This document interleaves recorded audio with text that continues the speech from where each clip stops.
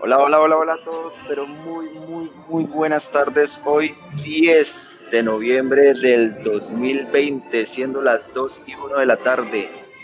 Hoy estamos desde Bogotá para todo el mundo que nos escucha el día de hoy. Hoy en su 11º programa de actualidad, academia y emprendimiento con la dirección de Luis Antonio Hernández y este servidor y amigo Daniel Bautista. Luis Antonio, muy buenas tardes y bienvenido nuevamente a esta su casa, Actualidad Contable Colombiana y su programa Actualidad, Academia y Emprendimiento. Muy buenas tardes, Daniel Alejandro. Un gusto poder estar nuevamente acá en ya nuestra segunda emisión del mes de noviembre. Un cordial saludo para toda la inmensa comunidad contable de esta Actualidad Contable Colombiana y su programa insignia, Actualidad, Academia y Emprendimiento. Este es un espacio que va todos los martes de 2 a 3 de la tarde por esta vía, por esta salida, por este canal.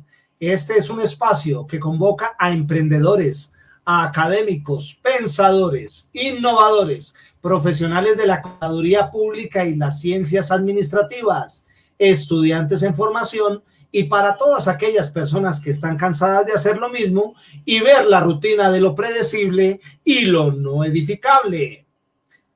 Esta emisión de trabajo en nuestra jornada semanal es dedicada a los héroes y trabajadores de la salud, médicos, enfermeras, internistas, personal asistencial y a todos los docentes a lo largo y ancho del territorio nacional. Hoy, 10 de noviembre, es el Día Mundial de la Ciencia para la Paz y el Desarrollo. ¿Por qué de esta celebración? La Conferencia General de la UNESCO, en su resolución 31C, decide proclamar el 10 de noviembre como el Día Mundial de la Ciencia para la Paz y el Desarrollo desde el año 2001. Nuestra frase del día: equipado con sus 5 sentidos, el hombre explora el universo que lo rodea y a sus aventuras las llamará ciencia. Edwin Powell Hubble. Me imagino que te acordarás del satélite, el observatorio Hubble, ¿verdad? Claro que sí. Muy bien. Hoy es 10 de noviembre. 10 de noviembre es el día 314 dentro del calendario gregoriano. Y en los años bisiestos se convertirá, como en este caso, en el día 315. Es decir, nos quedan 51 días para finalizar este año. Un 10 de noviembre, en materia de efemérides, un 10 de noviembre, pero del año 1810, en España, las Cortes de Cádiz conceden por primera vez la libertad de imprenta. Un día como hoy, 10 de noviembre, pero del año 1862, en San Petersburgo, en Rusia, la madre Rusia, se estrena la ópera, pero por favor, se estrena la ópera La Fuerza del Destino de Giuseppe Verdi.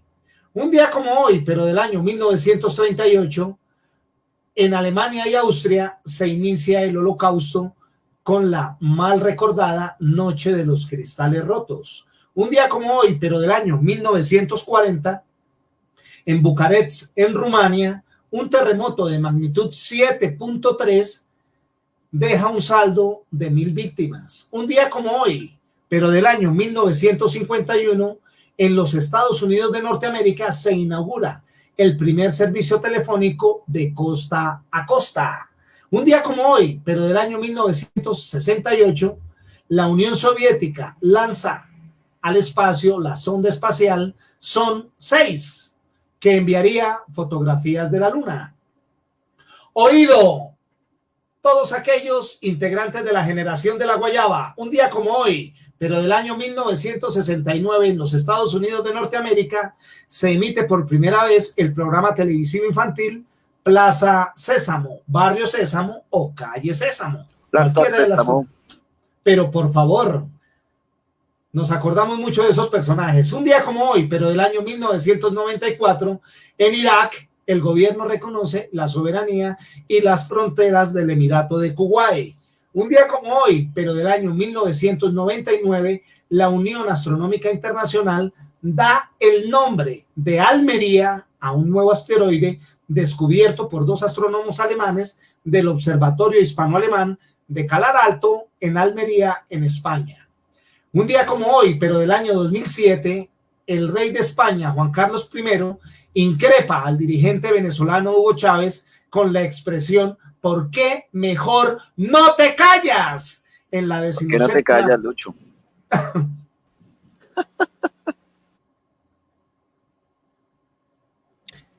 Continúa, por favor, no te calles. Muchas gracias. En la 17ª Cumbre Internacional de Jefes de Estado ocurrida en Santiago de Chile. Y un día como hoy, pero del año 2019, Evo Morales renuncia a la presidencia de Bolivia tras intensas semanas de protestas ante la acusación de fraude electoral y manipulación de votos. El santoral del día coincide con nuestro invitado. Hoy es el día de San Andrés. Andrés es un nombre masculino de origen griego cuyo significado es el hombre viril o valiente. Cápsulas de actualidad. Recordemos que a partir del 2 de noviembre del 2020, el documento equivalente generado por máquinas registradoras con sistema POST no será válido como soporte del IVA descontable y tampoco para la deducción del gasto o costo en el impuesto de renta. Tenga en cuenta que para que dichas compras sean válidas y deducibles para el contribuyente, el proveedor debe emitir una factura electrónica de venta. Segunda cápsula de actualidad. Ojo, pero ahí es bueno también aclarar de que si la persona no hace la reclamación, hay unas tablas porcentuales, ¿no? 30, 20 y 10%. Muy bien, de eso hablaremos más adelante, Danielito, porque es procedente tu observación, de más faltaba. Segunda cápsula informativa. La DIAN alcanzó meta de habilitación de 360.500 facturadores electrónicos en varios sectores. Con el patrocinio de Tu Factura Actual. Pero por favor, a falta de la suma de facturadores en el sector agropecuario, la entidad espera cerrar el año con cerca de 400.000 operadores. La Dirección de Impuestos y Aduanas DIAN informó que el 30 de octubre cerró cifras del sistema con 360.896 facturadores electrónicos, lo que implica que superó anticipadamente a los 360.500 que conjuntamente con la Presidencia de la República y el Departamento Administrativo Nacional de Planeación se habían trazado para culminar la vigencia del 2020.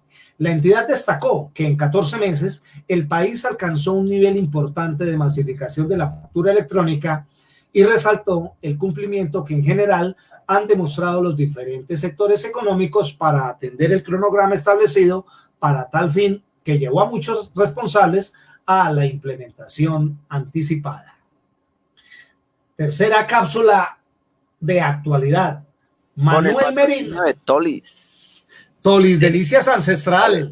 Si del coronavirus te quieres curar, los productos de Tolidelicias debes comprar. Muy bien. Manuel Merino, el desconocido que asume la presidencia del Perú. A las 10 de la mañana de hoy, según lo estableció el Congreso peruano, Manuel Merino fue investido como nuevo presidente del Perú tras la destitución de Martín Vizcarra. La pregunta es, ¿quién es este personaje que pocos conocemos? ¿Es Marino? No, Manuel Merino. Pensé que era Marino. Marino Monte fue uno de nuestros ilustres visitantes no hace mucho. Muy bien. De acuerdo con el artículo 115 de la Constitución del Perú, el presidente del Congreso es quien asume la presidencia de la República, deberá convocar a elecciones de inmediato. La norma, sin embargo, no establece un plazo específico para dicha obligación. Daniel, ya que tú estás haciendo referencia a esto, es importante recordar que este es el cuarto presidente que cobra el escándalo de Brecht, por lo menos en ese país. No se nos olvide el presidente Toledo, el presidente Kuczynski, nuestro último Martín Vizcarra, que era el vicepresidente después del nombramiento de Kuczynski, y ahora Alan García Pérez, quien se suicidó antes de ser increpado precisamente por ese escándalo lavallato. Me imagino la cantidad de guardaditos que tenía. No, pero por supuesto te podrás imaginar. Última cápsula de actualidad. Conozca las facilidades tributarias de pago y póngase al día con las obligaciones en mora. Hasta el próximo 30 de noviembre hay plazo para acceder a los beneficios determinados por la Ley de Crecimiento Económico. De acuerdo con las medidas tributarias que introdujo el Gobierno Nacional mediante el Decreto Legislativo 688 del 22 de mayo de 2020, en el marco de emergencia económica, social y ecológica, la Dirección de Impuestos y Aduanas Nacional invitó hoy a los contribuyentes que se encuentran en mora en el pago de sus obligaciones a aprovechar los beneficios tributarios. Uno de los alivios que trae el citado decreto permite a los contribuyentes ahorrar dinero en el pago de intereses. Por ejemplo, que la tasa de interés moratoria transitoria para el pago de obligaciones y facilidades de pago resultará más conveniente para el contribuyente por ser la tasa de interés bancario corriente para la modalidad de créditos de consumo y crédito ordinario certificado por la Superintendencia Financiera de Colombia, vigente al momento del pago. En cuanto a las actividades económicas afectadas por la emergencia sanitaria, tales como empresas de transporte aéreo comercial, de pasajeros, hoteles y los contribuyentes que tengan una actividad económica principal, ejemplo, actividades teatrales y espectáculos musicales en vivo, el decreto estipuló un tratamiento especial con una tasa de mora liquidada a tasa de interés diario equivalente al 50% de la tasa de interés bancario corriente para la modalidad de créditos de consumo y crédito ordinario certificado por la Superintendencia Financiera de Colombia al momento del pago. Es el momento en que finalizan nuestras cápsulas de actualidad y le vamos a dar paso al editorial de Bautista. Sí, correcto, el editorial de Daniel Bautista. ¿De qué hablamos hoy, Daniel? Con el Lucho, hoy voy a volver a retomar un tema que me tiene bastante preocupado, que es el tema de los famosos alivios financieros del sector bancario que le dieron a las empresas y a las personas naturales en vista de la famosa pandemia. Estoy bastante preocupado por la situación en la que se está viendo inmersas muchas personas que en este momento están abogando por una solución definitiva realmente con el sector bancario. Acá el llamado es, primero, vamos a denunciar los abusos que están teniendo el sector bancario con las personas de a pie y las empresas con sus cobros excesivos. Es un ejemplo acá muy básico que voy a poner. Ejemplo, las personas pidieron sus 2 o 3, 4 meses de alivio. Al principio todo fueron florecitas, todo fueron nubecitas, les pintaron pajaritos en el aire como dice la canción, diciéndoles de que les iban a hacer congelación de intereses, congelación de seguros, congelación del mismo capital. Pero ¿qué pasó? Oh, sorpresa, llegaron las cuotas cuando ya se acabaron los alivios y les cobraron hasta la risa. Entonces les cobraron intereses por los meses solicitados de congelamiento de cuotas, le llegaron los seguros, le llegó una cosa, le llegó otra cosa y así sucesivamente. Entonces, acá el llamado es al sector bancario a decirle que, por ejemplo, una persona que venía pagando, no sé, 2 millones de pesos, ¿cierto? Y, llegó la cuota por 4 o 5 millones de pesos. Oiga, señores bancarios, si la gente no tenía plata para pagar 2 millones de pesos, ¿van a tener plata para pagar 5 o 6 millones de pesos? Eso es algo que no le cabe sino en la cabeza de nuestros amados bancarios, ¿sí? Esto es un abuso. Si vamos a congelar, es a congelar absolutamente todo. Si le vamos a dar alivios al pueblo, es alivios. Vamos a dar alivios en las tasas, no sean exagerados, no sean desgraciados con el pueblo colombiano y ustedes siguen enriqueciéndose a costillas del pueblo colombiano. Entonces, yo la invitación que les hago hoy a todos los que nos estén escuchando hoy y viendo es, denunciemos. Hay que denunciar, no nos podemos quedar callados porque por eso es que las entidades de nuestro país hacen lo que se les da la gana porque la gente solo se queja en redes sociales o se quejan con el amigo o se quejan en una cantina tomándose una pola con el amigo, pero realmente no nos estamos quejando como deben ser. Hay que quejarnos ante las entidades, hay que quejarnos ante la superintendencia, hay que quejarnos a la Sobancaria, o sea, todas estas entidades que rigen el sector bancario, hay que hacer las quejas y hay que poner los puntos sobre las IES y decirles no al abuso. Es una burla total lo que están haciendo con nosotros los consumidores financieros. Sí, nosotros necesitamos del sector bancario a veces para apalancar nuestros negocios y nuestras ilusiones de comprar una casa, un carro, sacar un préstamo para comprar, para pagarse una maestría, un pregrado, lo que sea, pero no tenemos que abusar de las personas. Ellos están dando intereses extremadamente altos. Si uno se pone en la tarea realmente de hacer una compra de cartera, también les recomiendo que la hagan porque hay bancos que están abusando con el consumidor final. Ese era como mi reflexión del día de hoy, Lucho. Muchas gracias.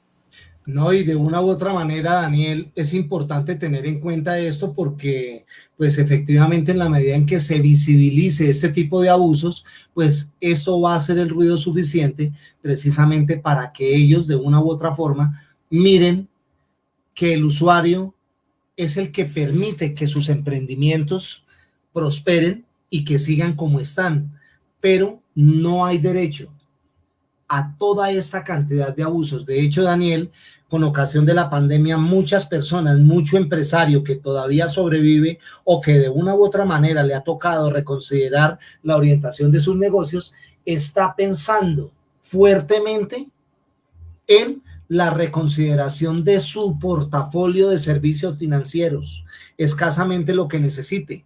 Digo yo, ¿por qué no estos recursos que le dieron al sector financiero para ser orientados en calidad de alivios, por qué no se los dieron, por ejemplo, a las cajas de compensación? ¿Por qué no se lo dieron al sector cooperativo? Correcto. ¿Por qué no se lo entregaron a otro tipo de operadores que ya se sabe generan un crédito mucho más económico? Y en un tiempo como este, pues efectivamente cada vez nos damos cuenta que los bancos te ofrecen el paraguas, pero ya después de que ha pasado el aguacero.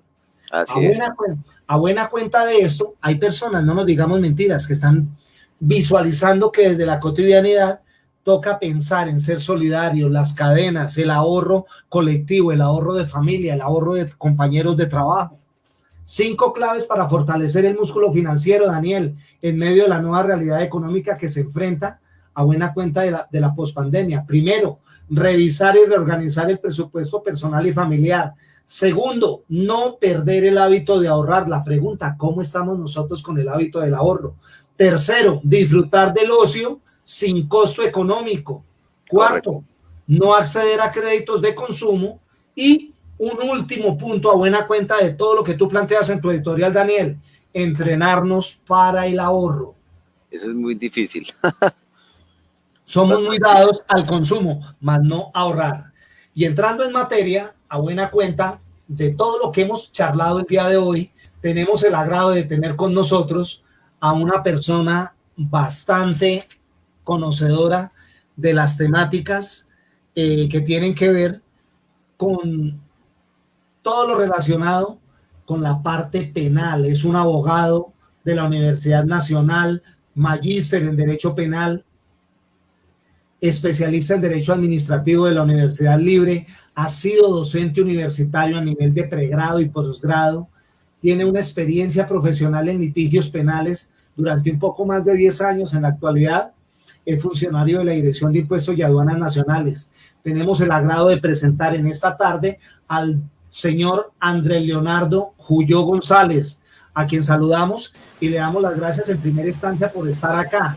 La temática que nos convoca el día de hoy: los costos, gastos y transacciones con empresas ficticias. Entonces, ya visto desde la perspectiva, ya no tanto desde lo tributario, pero sí desde la perspectiva penal. Y esa es la razón de tener a nuestro insigne invitado en esta oportunidad. Y un temazo, ¿no? Porque es un súper tema. Es un tema que está aquejando mucho a las empresas. Yo he conocido bastantes empresas que han estado inmersas en esta situación. Entonces, para mí es un gusto tener a Andrés Leonardo. Muy buenas tardes y bienvenido a Actualidad Academia y Emprendimiento. Hola Daniel, buen día. Hola Lucho, ¿cómo van? Primero que todo, gracias por la invitación. Segundo, Daniel, me encantó tu editorial. Tuve la oportunidad de escucharle y hacerle seguimiento y creo que estoy 100% de acuerdo en lo que has señalado. Todos esperábamos que en este país, por primera vez en su historia, el sector financiero como que se pusiera del lado de las personas, y lo que nos está mostrando la realidad fue todo lo contrario. Sí, creo que todos estábamos esperando ese tipo de ayuda como ocurrió en otros países, pero pues estamos en Colombia. Sí, no, Ah, aquí caramba. sucede lo que sea. Bueno, y entonces empieza prácticamente el primer interrogante. ¿Cómo en una familia donde pululan los contadores públicos a derecha, a izquierda, arriba, abajo, por un lado y por el otro, cómo aparece Andrés Leonardo Julio González involucrado en el mundo del derecho y las ciencias políticas? ¿Qué pasó, doctor Julio? ¿Por llevar la contraria? ¿O cuál es la percepción que tú tienes al respecto, si Le eres tan llevo la amable? contraria al papá. No a mi papá, digamos que toda mi familia materna son contadores. ¿Qué pasó? Que me encontré un abogado penalista cuando estaba en quinto de primaria, esa es la verdad. Y me explicó algo de derecho penal y me quedó gustando el cuento, Le hizo el daño. me hizo el daño, pero más allá del daño fue muy chistoso Lo porque perjudicó. Pero, de todo el cuento, fue muy chistoso porque yo crecí viendo las películas de abogados de los Estados Unidos y nuestro sistema procesal penal en ese momento era totalmente diferente al de los Estados Unidos. O sea, yo crecí viendo, ¿qué les digo? El abogado del diablo, todos los juicios de jurados y toda esta vaina, y cuando tú llegas y empiezas a estudiar derecho y te das cuenta que eso es totalmente diferente, fue bastante curioso el tema. Entonces, por ahí me metí, de ahí me viene la venita, y digamos que desde los 12 años fue como mi sueño loco estudiar derecho penal, y lo cumplí, puedo decir que lo cumplí. Porque por ahí también nos habían contado que en algún momento tú habías pensado en volverte militar, a Sí, buena cuenta de la formación que tenías. Cuéntanos cómo es esa historia, Andrés Leonardo, por favor. pues cuando tenía, pero es que eso ya fue hace años, venga, tengo 33 menos 18, cuando tenía como 11, 12 años, me dio por voluntariamente irme a estudiar, pedir que me pusieran a estudiar en un colegio militar, y estudié más de todo mi bachillerato allá, desde quinto de primaria hasta 11, y en décimo me tuvieron que sacar un examen por un problema que tenía en una mano, y cuando me fui a presentar para hacer la carrera oficial, ese examen lo solicitaba, por eso no terminé la carrera de las armas. Si no, Pero ya bueno, estaba.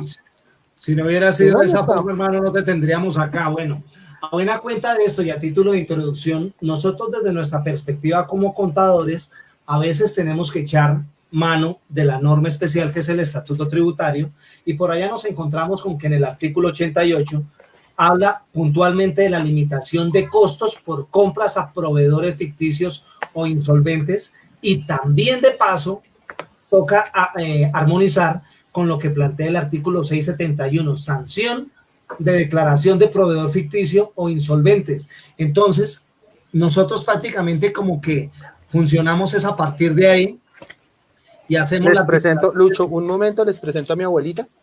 ¡Ay, qué hermosura! ¡Qué hermosura! Que es la Tranquilo que persona aquí... que está aquí atrás. No, tranquilo. Espectacular, un beso para ella. Ya es la tenemos... que le está, él es la que le está diciendo todo lo que debe decir. Exacto, sí, Exacta cosa, exacta sí, para cosa. que el niño no se le Porque vaya a salir de redil, ¿no? Eso es importante.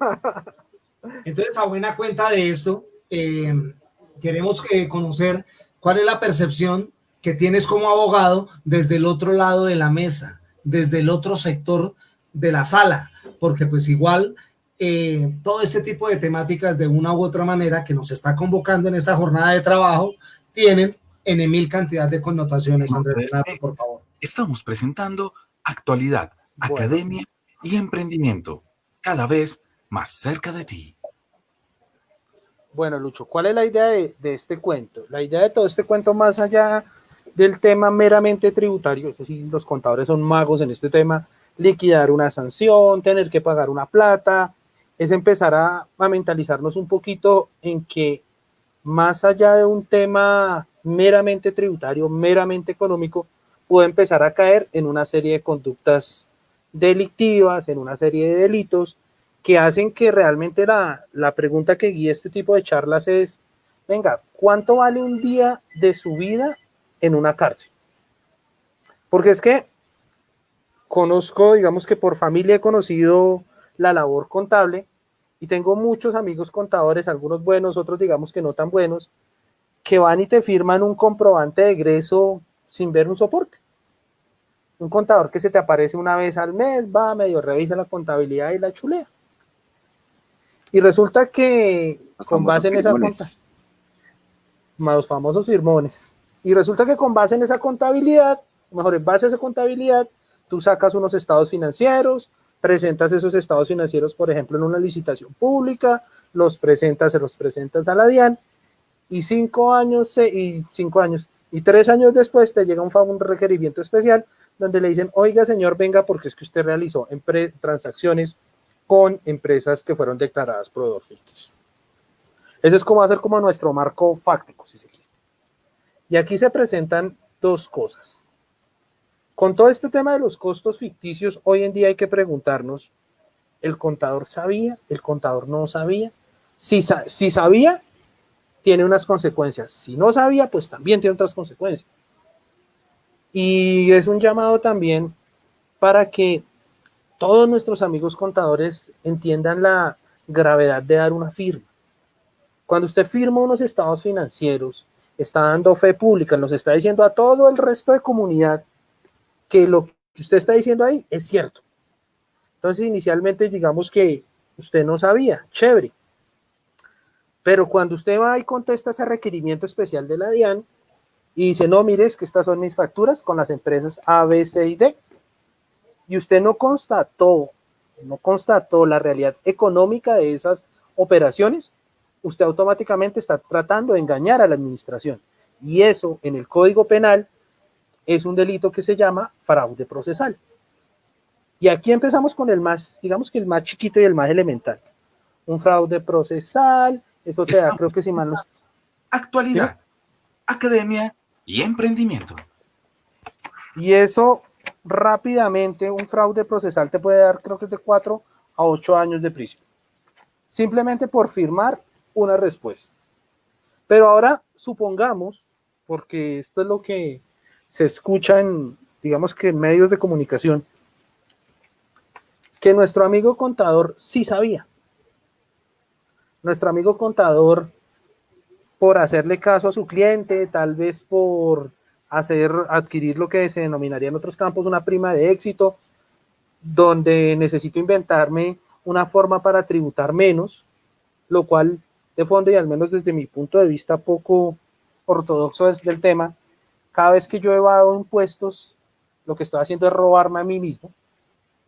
Eso es lo que yo personalmente pienso. Entonces le dicen al amigo contador, venga hermano, necesitamos que nuestro IVA de este mes salga por ceros, o necesitamos inflar valores para presentar una solicitud de devolución de IVA. ¿Y qué hace nuestro amigo contador? Simplemente dice, bueno, mire, lo que pasa es que yo le tengo unas empresas, hermano, unas ferreterías, le puedo tener unos asesores, yo conozco una gente que le saca a usted facturas. Y entonces con eso lo que IVA, dicen por ahí. ¿Señor? Que le venden IVA, dicen por ahí. No lo digamos así, porque es que un amigo contador se preste para eso, pues, que le venden el Suena IVA. muy macabro. Suena muy macabro, no suena feo, pero es la verdad. Pero además no solo te están vendiendo IVA, Daniel, sino también te están vendiendo costos. Sí, señor, entonces, para reducir al vendernos, la renta. O sea, voy a decir una burrada y me disculpan, pero usted se está ahorrando 19 pesitos de IVA por cada 100 de esa compra falsa, y si yo lo llevo a renta, digamos que le meto todo el costo, me estoy ahorrando 33 pesos de renta. 33 de renta por cada 100 pesos. Entonces ahí en una sola operación, así, por eso lo digo, no es a ojo de buen cuero, no es, siendo estrictamente técnico, te estás ganando 51 pesos. Pero ahí el gran problema es, ven, esos 51 pesos a ti como contador público, que es tal vez el sentido de esta charla, a ti, ¿eso qué te significa? Entonces, inicialmente, si tú estás de acuerdo con las personas que están haciendo las facturas, y si por alguna cosa se logra probar que eso fue así, entonces tú ya vas a ser parte de una conducta que se llama concierto para delinquir. ¿Y qué es el concierto para delinquir? Una reunión de 3 o más cristianos para cometer varios delitos a lo largo del tiempo con reparto de funciones. Entonces, para ponerlo acá de ejemplo, entonces, Lucho, tú haces las facturas, yo me encargo de venderlas, Daniel se encarga de hacer otra función de trader, y así vamos organizando nuestra organización criminal. Y entonces empezamos y caemos en el primer delito. Después de eso, si lo queremos seguir ampliando, entonces por allá hay una conducta penal que se denomina enriquecimiento ilícito de particulares. Y ese enriquecimiento ilícito de particulares te va a decir básicamente que cuando un particular obtenga riqueza de manera 327, de manera, o mejor, basada en un delito, va a tener una pena por ese solo hecho. Dice, el que de manera directa o por interpuesta persona obtenga para sí o para otro un incremento patrimonial no justificado derivado en una u otra forma de actividades delictivas, téngase en cuenta que de entrada, cuando yo falsifico una factura, estoy cometiendo un delito que se llama falseando documento, que puede ser privado si lo uso, como en este caso le podemos decir que estamos dando un uso, pero inicialmente, si yo estoy metido con toda la organización, estoy en un concierto y empiezo a sumarle delitos. Entonces, supongamos que fuera esta conducta, de 96 a 180 meses de prisión. Empecemos de ahí. 12 por 8, 96, 190, si mal no estoy, son 12 por 8, 96, 180, 16 años de prisión. ¿Por qué? Porque yo me estoy prestando, ese es el problema. Ese es el problema. Por eso la idea de esta charla era enfocarla hacia ese lado. Decirte, oye, te ganaste 50 pesos en 50 pesos. Esos 50 pesos te pueden estar valiendo 16 años de cárcel. Facilito. Ahí procede un concurso de delitos. Yo tengo una pregunta allí, Leonardo. Yo he visto casos, porque desafortunadamente en esta profesión está muy cerca de toda esta situación, ¿no? Sea por intermedio del empresario, o sea por amigos contadores, o sea por lo que sea, por las circunstancias que sean. He visto que la DIAN lo que hace primero es una invitación desde la parte de DIAN, ¿no? ¿La DIAN también evoca esto para la parte penal o se queda hasta allí nomás? Cuando se descubre que usted está infringiendo en meter costos y gastos ficticios. Pues lo que pasa es que esta figura en Colombia es todo el tema de papeles de Panamá, aplicado a los papeles de Panamá a la colombiana. Ajá. Entonces, Panama Papers. Panama Papers a la colombiana. Okay. Panama Papers a la Ricaurte. Colombian Papers. Colombian Papers. Ricaurte Papers. Ricaurte Papers dicen, no sé por qué, dirán que por allá existe eso. No sé por qué dicen que por allá existe eso. No, mentira. Debe ser en otro país. En otro país. En otro Ricaurte, no, por acá en Colombia jamás. Entonces tengan en cuenta que si todo eso pasa y sos tan de malas, y tengan en cuenta que todos los funcionarios públicos tienen la obligación de denunciar las conductas punibles que a ellos les llegan. Entonces, el gran problema es ese. Y tú saliste y bueno, te metiste en un enriquecimiento ilícito. Ya tenemos unas penas mínimas. Pero además acuérdate que te había hablado de un concierto para delinquir. Y ese tipo penal es bien curioso porque dice algo así como cuando varias personas se concierten con el fin de cometer delitos, cada una de ellas será penada por esa sola conducta con prisión de 48 a 108 meses. O sea, por el solo hecho de reunirnos. Madre mía. O sea, ya hoy 48 más lo que tengan el otro lado. 48 son 4 años, ya voy mínimo en 12. Y si a eso le sumamos la falsedad o el fraude procesal, perfectamente puedo llegar a 18, si la suma fuera aritmética. Estamos presentando actualidad, academia y emprendimiento. Entonces, en este caso, pues no llegamos en Colombia no es como en Estados Unidos, donde ustedes escuchan que le dicen a uno, usted tiene una cadena perpetua más otra cadena. No, aquí en Colombia tenemos otra forma de tasar la pena, y arrancaríamos inicialmente de los 8 años y le iríamos sumando. Pero eso te puede dar más o menos 12, 14, 15 años de prisión. Miércoles. Que si tú eres de buenas y me dices, no, listo, venga, entonces yo acepto cargos, eso me da 7,5. Claro, culpable. Eso me da 7,5 en la primera etapa del proceso penal, y ahí vamos reduciendo. 7,5, me da 8 y así sucesivamente. Para que me saquen en un mes. Para que te saquen en un mes no creo, porque esos delitos dan medida de aseguramiento. Todos te dan medida de aseguramiento. Ok. O sea, en esos, y la medida de aseguramiento tiene una duración mínima de 1 año. Pesado el tema. O sea, el tema es bravo y todo por una, discúlpame que lo diga así, por una pinche factura. Sí. Una pinche factura que nosotros no revisamos. Esas empresas que donde le dicen a uno, venga, Lucho, ven, necesito que me lleves la contabilidad. Y tú te encuentras contabilidades de miles de millones de pesos con empresas que funcionaban en una oficina de un centro comercial. O te encuentras Una ferretería, un spa. una chatarrería, un Chatarrería spa. Luchos y Delicias. Ese caso tan sonado después de que salió la Merlano. Limpieza de cascos y También. carne. Pero la carne por ahí en el casco, porque... Oiga, Entonces, complicado este tema, Andrés. Pero la pregunta aquí para que aterricemos un tema, bueno, ya vamos en la parte penal, pero la DIAN sí ha tomado estas acciones o simplemente lo que hace es como una, venga usted, señor contribuyente, usted la está embarrando, hemos detectado, porque eso es lo que yo he leído cuando he leído los oficios de la DIAN, señores, los hemos detectado de que usted metió aquí unos costos y gastos ficticios, lo invitamos a corregir, y hasta ahí queda el caso. ¿Qué pasa después bueno, de? hasta ahí no te puedo dar esa respuesta, Miguel. Digamos que por ser procedimientos internos de la DIAN, no te podría dar una respuesta en ese tema. Simplemente lo que te puedo decir es lo que está publicado en los estatutos y en todo lado. Por un lado, la norma dice que se deberá seguir un procedimiento administrativo y por otro lado, que los funcionarios de la DIAN tienen que cumplir con un deber de denuncia. Ok. O sea que todo Entonces, depende, es como de la situación y como de cómo se le dé el desempeño a lo descubierto.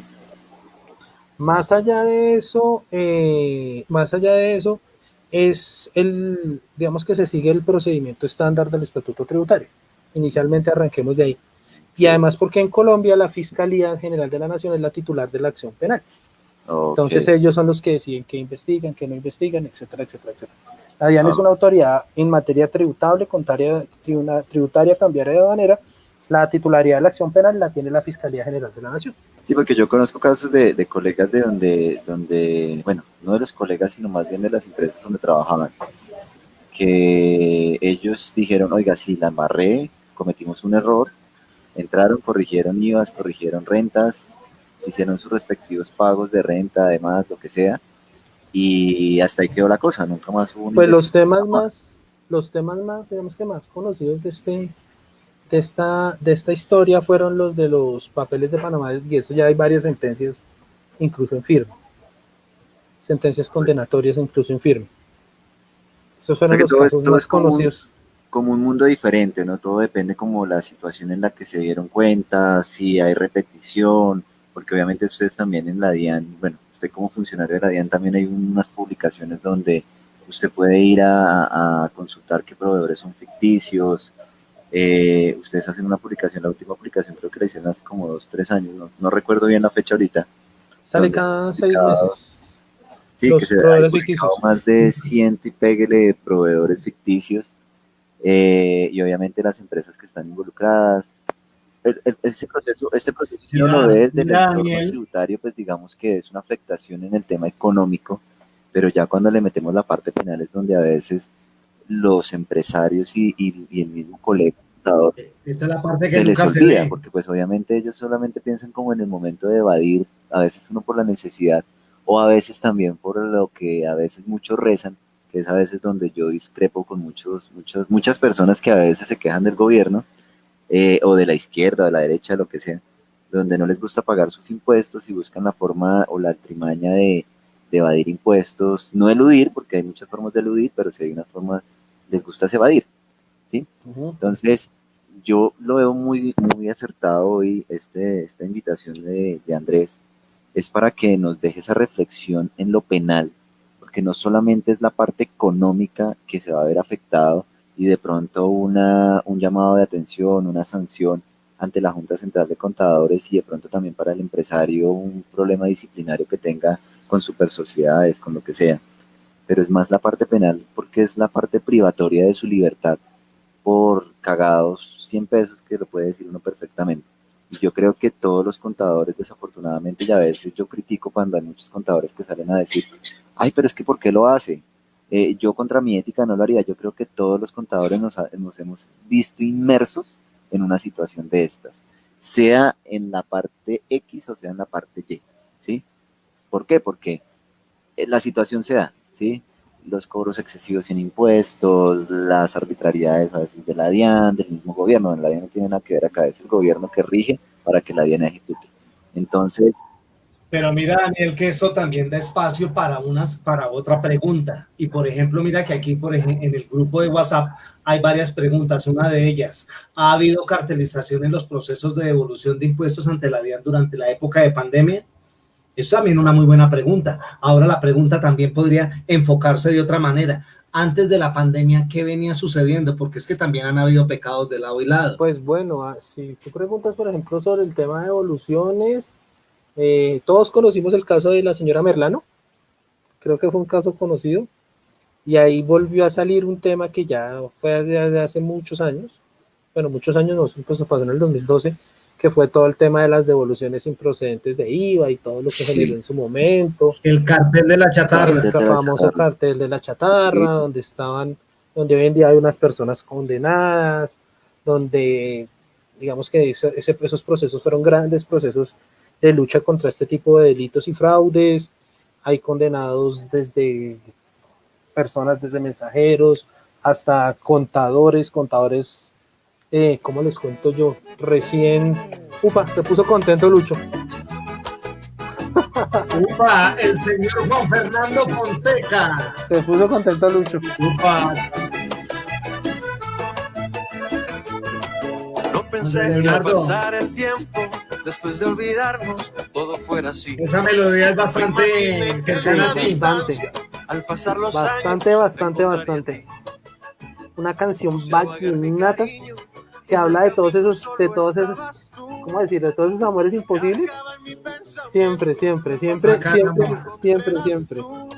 De hecho, casi más de una vez me ha costado casi una cachetada para que se rían. Está uno donde esté y tú la escuchas y esa es de las que se canta a grito herido y se pide una copita de néctar o de antioqueño, dependiendo. Páseme la cédula, compadre. No, ya no.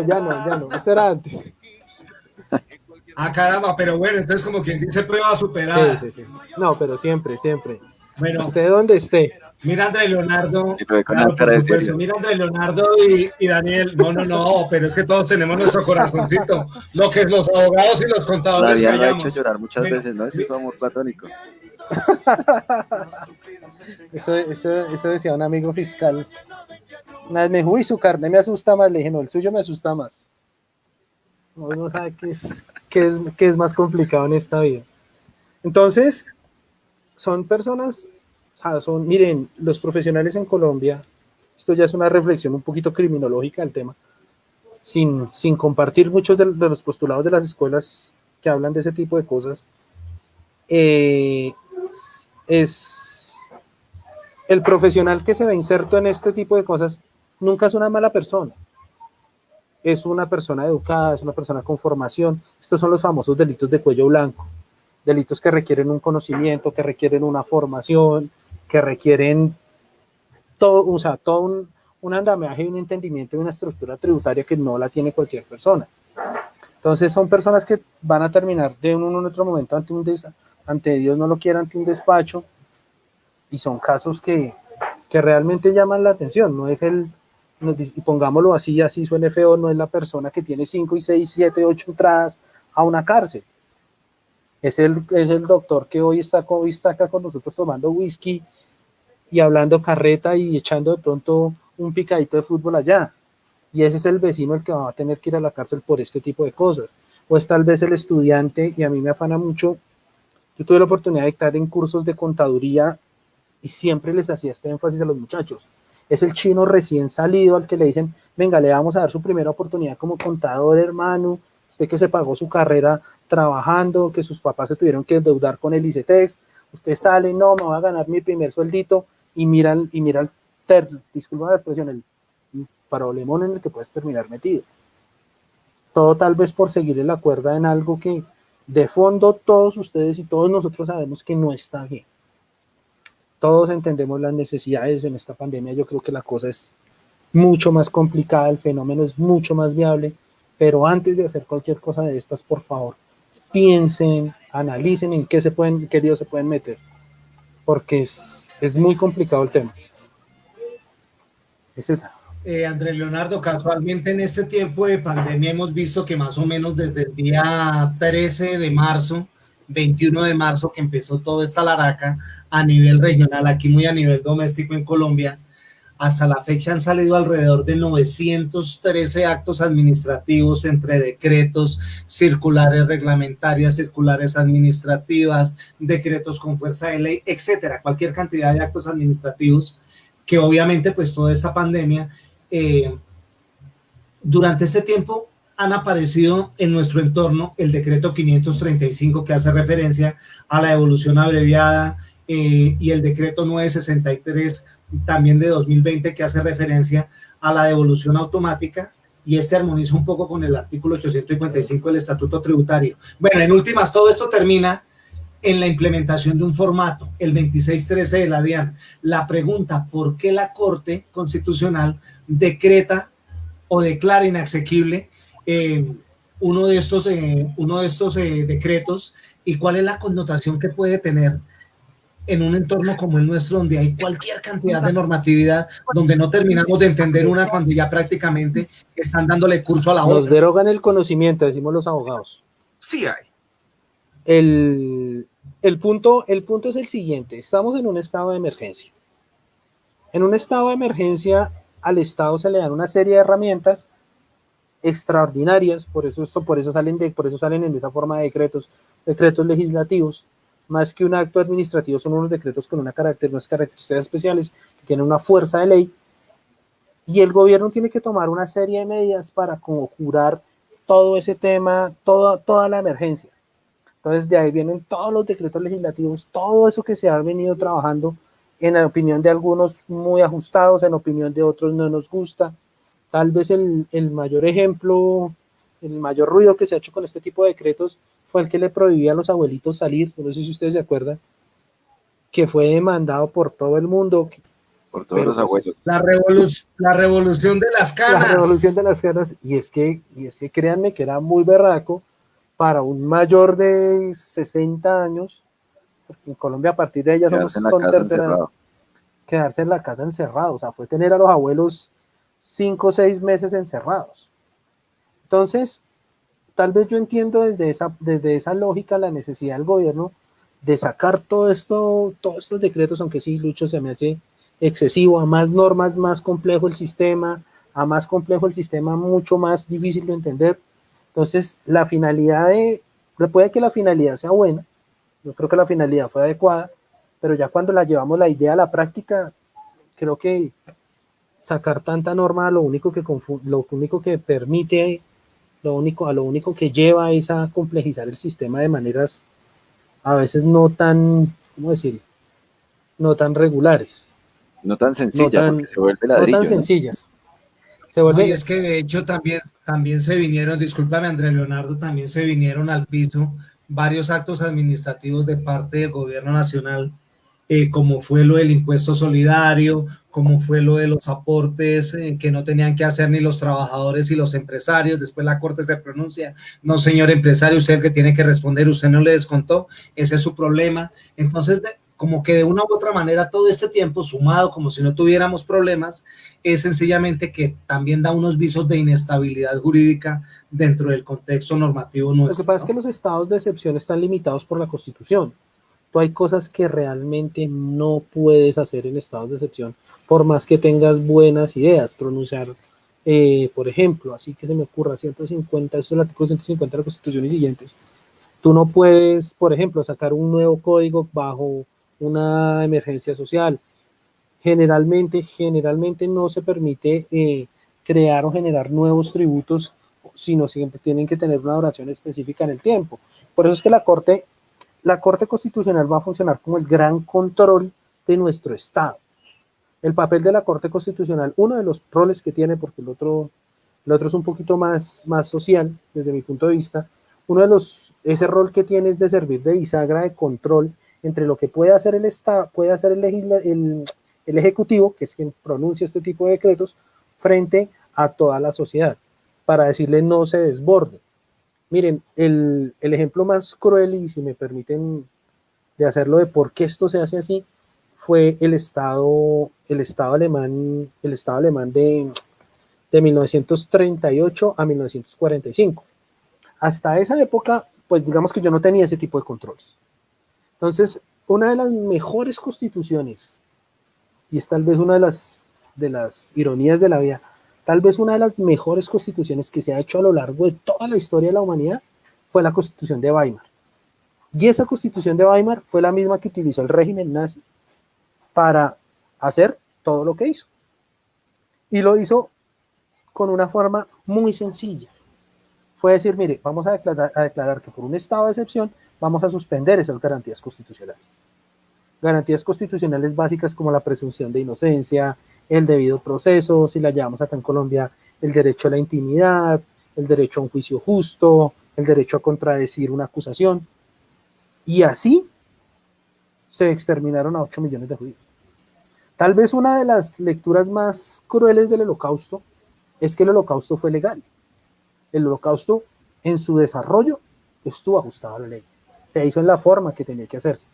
Entonces, a partir de ahí, a partir de esta gran reflexión, se empiezan a generar cortes constitucionales que nos sirven es como de control, de bisagra, entre unos y otros.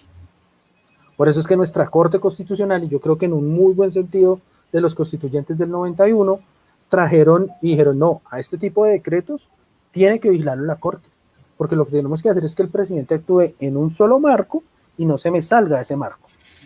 Por eso es que en Colombia hoy en día cualquier tema grande va a llegar a la Corte Constitucional, cualquier tema grande regulado por una ley. Pongamos un ejemplo, el aborto, la adopción de niños por parejas del mismo sexo. Hace poquito salió una demanda también sobre las causales de divorcio. Yo no sé si ustedes se acuerdan el famoso UPAC. ¿Quién lo termina tumbando? La Corte Constitucional. Y es que ese es el rol, ¿no? ese es el rol de los tribunales constitucionales, ser garantes, sí, custodios de la Constitución. Ahora bien, Leonardo, perdóname, me interrumpo. Ya como encarrilando un poquito con el tema que veníamos anteriormente, que es el tema de las compras ficticias. ¿Qué tema todavía tenemos por cortar a nivel penal para que esto se vuelva un poquito más visible para los contadores y para los empresarios, para que empecemos como a cortar estas prácticas? Porque igual pues ahorita se introdujo el tema de la facturación electrónica, se introdujo todo el tema de los pagos vía sector bancario, ahorita se viene el tema de la nómina electrónica, se viene el tema de los documentos soportes, etcétera, etcétera, etcétera. Yo sé que con esto la DIAN y el gobierno nacional busca la evasión, cerrarle la brecha en un porcentaje bastante importante, pero a nivel penal, ¿qué nos falta para que sea visible que estas prácticas no son buenas ni para el contribuyente, ni para el contador, ni para el mismo Estado? Y otra cosa, adicionalmente, Daniel, hay que tener en cuenta que, por ejemplo, los últimos que entraron fueron los del sector agropecuario, los ganaderos, ¿cierto? Y con ellos es con los que empieza el proceso de fiscalización de ahora en adelante. Entonces, miren que es bueno entrar a visibilizar eso desde otra perspectiva, y la penal puede ser un muy buen espacio. Yo soy, y aquí nosotros en Colombia siempre hemos pensado que la solución a los grandes problemas del Estado colombiano es el derecho penal. Y por eso es que cada vez que hay un escándalo en nuestro país decimos, venga, subamos las penas, venga, cadena perpetua, venga, pena de muerte. En las grandes discusiones filosóficas del derecho penal, a partir de más o menos, vamos a decir que más o menos del Renacimiento italiano, de 1500 de para acá, hay como dos corrientes en el derecho penal. Una nos dice, venga, derecho penal mínimo, derecho penal de última ratio, derecho penal pequeñito, que controle solo lo que debe controlar, y hay otra que nos va a decir, no, Un derecho penal fuerte, un derecho penal basado en la norma, un derecho penal donde se garantice que las personas actúen conforme a la norma. En Colombia, nuestra constitución política nos habla de una cosa que se llama un Estado social de derecho. Y ese Estado social de derecho, así ya a todos los colombianos nos parezca loco, lo que implica es que se nos garanticen unos derechos mínimos, unos derechos fundamentales mínimos. Entonces, cuando yo arranco desde ese punto de vista, la primera pregunta, y si me permiten el símil, es cómo yo educo a un niño. Al niño yo primero le digo, después lo enseño, después qué sé yo, lo educo, después le hablo un poquito más duro y al final sí lo castigo. Entonces la idea de todo este tema es que el derecho penal es esa última herramienta que tiene el Estado para castigar las conductas graves. Los tipos penales, cuando a alguien ya le dicen, mire, es que me lo voy a llevar ante una fiscalía, es porque ya esa es la última herramienta que tuvo el Estado.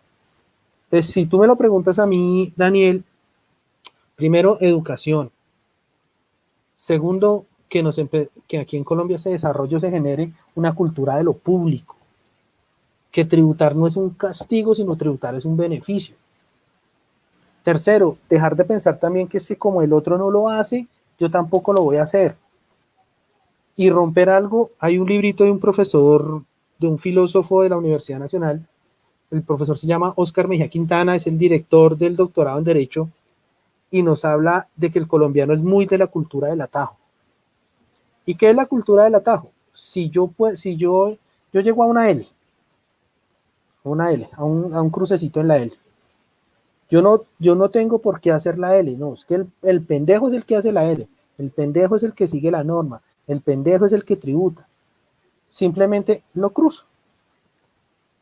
Entonces, venga, y usted de los que colabora, usted de los que no colabora, venga, usted me facilita o qué podemos hacer ahí. Es la bendita, pero Lucho, ahí está. Entonces, Andrés, Sí, sí. yo pienso que aquí más que la misma situación de lo que habla Andrés, que es el tema educativo, y aparte de eso, que por parte del gobierno nacional jamás ha habido como esa cultura de la enseñanza, porque realmente los colombianos no somos cultos, Educación tributaria. no somos cultos, nosotros no somos cultos, nosotros no sabemos dar gracias, nosotros no sabemos pasar por una cebra, nosotros no sabemos respetar las señales de tránsito, pero es que si usted analiza, el gobierno no invierte en eso, o sea, al gobierno no le importa eso. Entonces pienso yo que también es un tema de la cultura en la que estamos inmersos, tributaria, en la cultura inmersa en el tema impositivo. Una carga impositiva tan alta como la que existe en nuestro país lleva a que todo se junte. Entonces es la carga tributaria, es la carga de corrupción, es la carga de las malas prácticas del Estado. Entonces todo esto lleva a que desencadene una necesidad digamos que así prácticamente de una forma grosera, de robar, ¿sí? Entonces, apropiarse de los recursos del Estado, busquemos la triquiñuela y metémosle la cuentica de cobro para que quede más bajita la utilidad.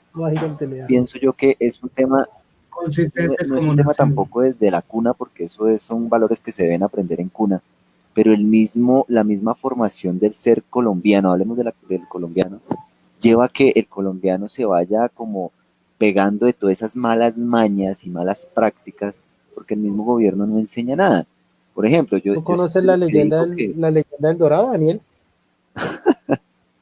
No, es muy chistoso, o sea, cuando llegan los españoles y los indios, los indígenas, los indios, así no nos guste, sí, nosotros somos indios. Sí, o sea, sí. O sea, mestizos, pero somos indios. Ajá. Sí, yo ahí sí, qué pena, yo soy de pueblo, entonces me identifico con el cuento. No, esto hay que contextualizarlo porque alguna vez dije esto frente a un grupo de personas que pertenecían a una comunidad indígena y casi me pegan. Les dije, no, es que yo considero que aquí en Colombia todos tenemos un antecedente indígena, discúlpenme que lo diga así. Cuando llegan los españoles y se dan cuenta de que a ellos les gusta el oro, empiezan pues para quitárselos de encima a nuestros indígenas, pero muy inteligentes. Les dijeron, ¿quieren oro? Al sur, al sur, al sur, al sur. Y esa es la famosa historia, una de las interpretaciones, por supuesto, que se le da a la leyenda del Dorado. Y eso nos quedó, eso es la famosa cultura de la trampa como como mecanismo de reacción hacia otro tipo de circunstancias. Lo que pasa es que si yo lo pienso así, siempre voy a tener una excusa para. O sea, yo no me levanto temprano porque, ¿para qué? Si mi compañero va a llegar tarde a la cita. Pero siempre No, pasa. es en serio. El que llega temprano nunca llega, o si uno es de los que cumple, uno no le gusta madrugar y justo llega temprano, él sí llega tarde. Así nos pasa. Entonces, yo creo... Pero es que usted ya los mal acostumbró, Daniel, ya los mal acostumbró. Bueno, y hablando de cada cosa un poquito, vamos a aprovechar, no sé, Daniel Alejandro, ¿cómo estamos en redes? Un saludo para todas las personas que nos están escuchando en este momento y en especial para un ilustre contador, un ilustre maestro, el señor Luis Raúl Uribe Medina, que siempre está acompañándonos y nos comparte la edición de su nuevo texto, Relato Mágico de una Pasión llamada Contabilidad. Este ilustre contador público, catedrático, hombre de negocios, emprendedor, que ha sido habitualmente una mano orientadora en lo que ha sido la realización de este programa, socializa este documento que más que un libro técnico es sencillamente una recopilación de vivencias y que de una u otra manera está muy dirigido hacia esas personas que están haciendo sus primeros pinos en la vida contable. Una de dos, o usted se motiva con esto o definitivamente busca qué se pone a hacer. Un abrazo grande y hemos cumplido con este aviso parroquial. Mil disculpas. No hay de que los procedería a leerlo, Luchito. Diga que eso sí es música, al fin. No, mentiras. Uy, ¿eso qué es? ¿Eso qué es? ¿Esto es Metallica? No, es Metallica. Es Metallica. Whisky de Jar. ¿Whisky en la azotea? No, en la jarra. La traducción sería como whisky en la jarra, en el vaso. Ustedes sabían que esa canción, ustedes sabían que esa canción originalmente no es, bueno, esta es la versión más conocida. Hay una versión de 1970. Ajá. Pero realmente viene siendo una canción tradicional irlandesa que nos habla de una traición y un pirata. Eso es más o menos la letra de la canción en sus diferentes versiones. Esta versión la hace Metallica en el 98 en un álbum, bueno, no me acuerdo el nombre del álbum, y se convierte en la versión más famosa de esta canción. Pero esta canción tiene los años de UPA y tiene versiones en Irlanda, sí. Tiene versiones en Irlanda y en todo lado. Es espectacular. Bueno, y la pregunta del millón, ¿por qué esta canción está cosida a las entretelas tuyas? ¿Qué ha hecho en la parte penal con esta canción? Porque yo me equivoqué de época cuando nací. A mí me gusta la música de los 70s, 80s y alguito de los 90s enfocada hacia Metallica y compañía. Porque esta es de las últimas canciones de Metallica. Doctor, eso se llama tener buen gusto. Mi doctor, eso se llama tener buen gusto. No pasa nada. No. Yo soy de 87, yo debí haber sido criado con la música de los 2000 y no, me gustó la música del corte anterior y esta es... Eres de la generación de la guayaba. Y este es de los últimos. Danielito, ¿cómo vamos a ver? Los últimos discos en ese sentido. Muy bien, bueno, quiero darles un saludo cordial a Luis Raúl. Por acá tenemos un saludo cordial a Johnny Reyes, que está súper conectado, Gerardo Cardoso, Leonardo Barón, Daniel Orlando Ortuda, Guille Zamora, un cordial saludo para ellos. Bueno, Lucho, yo creo que ya estamos acercando al final de nuestro programa el día de hoy. No, es que esto ya se acabó, se pasa el tiempo tan rápido. Agradecerle a Andrés por su tiempo, de verdad. Yo quisiera ya como para terminar este programa del día de hoy, que nos dejara un mensaje a todos los contadores y empresarios que nos hemos visto en algún momento de nuestra vida inmersos en esta situación penal de las compras ficticias, para que no lo hagamos. Realmente es difícil decirlo y creo que es de seres humanos equivocarnos, pero una invitación y un llamado a que no lo hagamos, a que realmente no participemos de estas malas prácticas. Mira, sobre todo porque malas prácticas son. Daniel, la mejor forma es decirle a cada una de esas personas que están en este tipo de cosas, voltea a mirar a su lado, mire a su familia, mire a su mamá, mire a sus hijos, mire a sus abuelos, mire a todo su núcleo familiar y pregúntese cuánto vale un día sin esas personas. Pregúntese qué va a pasar cuando desafortunadamente usted termine en una cárcel. Es muy triste. Las cárceles Pero honduras. una de las cosas más tristes de ser preso, y cuando ustedes, si tienen la oportunidad de trabajar en una cárcel, se van a dar cuenta, es que cuando tú estás en una cárcel no tienes amigos, no tienes familia, te Supervivencia. separas, te vuelves un paria social. Ajá. 50 pesos valen volverse un paria social. Esa es mi reflexión final. Bueno, Andrés, muchas gracias, Andrés. Muchas gracias de verdad por su tiempo. Luis Antonio, muchas gracias a todos los que nos estuvieron escuchando el día de hoy. Por el contrario, señores, muchísimas gracias, complacido. Gracias por el espacio. Complacido, Andrés Leonardo, muchísimas gracias. No faltaba. Tú haces parte ya de esta familia y a todos ustedes, amigos, escuchas, amigos invisibles en el ciberespacio.